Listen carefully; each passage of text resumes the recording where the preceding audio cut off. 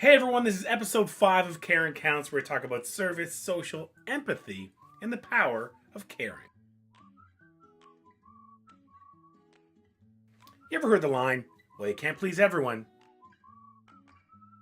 I've heard that many times in service. For the 25 years I've been in service, I've heard that from so many people, from people I work with, to owners, to managers. And here's what I think.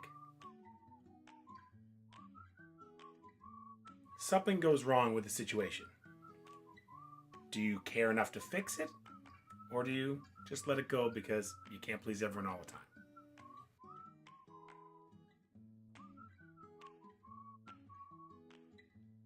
My thoughts are, when something goes wrong, that is the perfect opportunity for marketing. Instead of marketing, throwing money at marketing, you've just been handed a golden opportunity to take someone from negative 50 in their happiness rating to plus 5,000. Do you understand what I'm saying?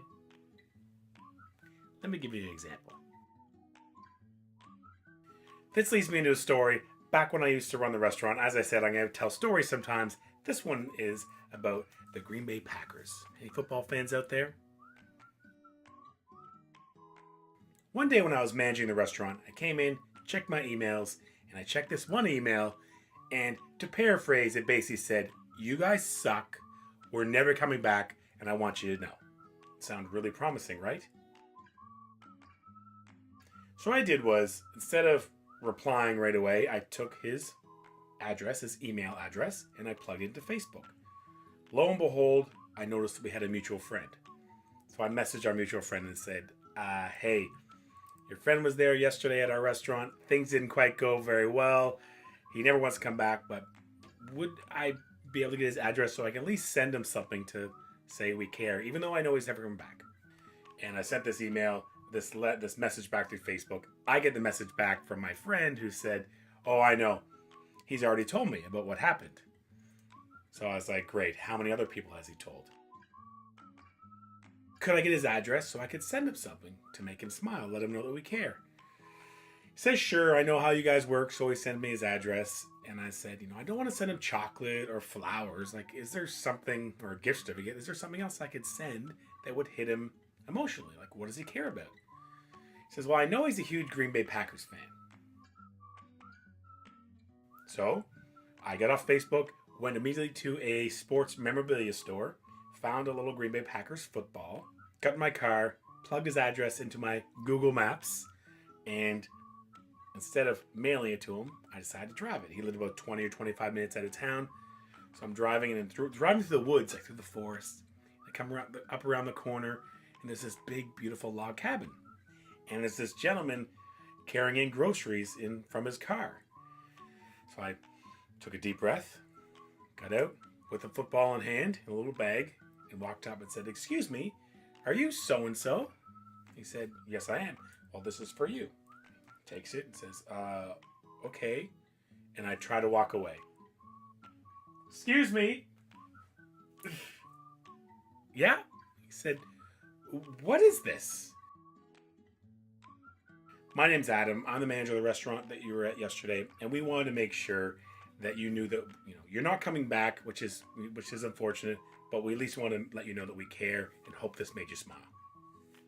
He looks at the bag, looks at me, and says, "Come inside." So I follow him inside, and he walks in the door and he says, "Honey," and his wife's sitting in the corner, says, "Honey, this is Adam from the restaurant yesterday." She's like, "What?" Because they've been talking smack about us for the last 12 hours. Turns to me and says, "Listen, this is the best service I've ever seen. Someone to go this far. This obviously tells us that this doesn't happen very often. And of course we're going to come back. And I just want to thank you." I said, "Honestly, no problem.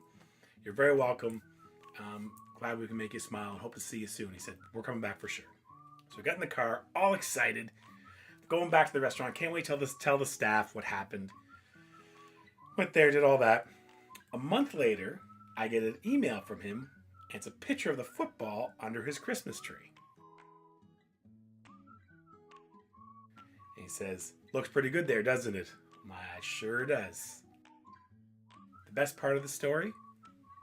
About 4 or 5 months later, I get a new follower on Twitter.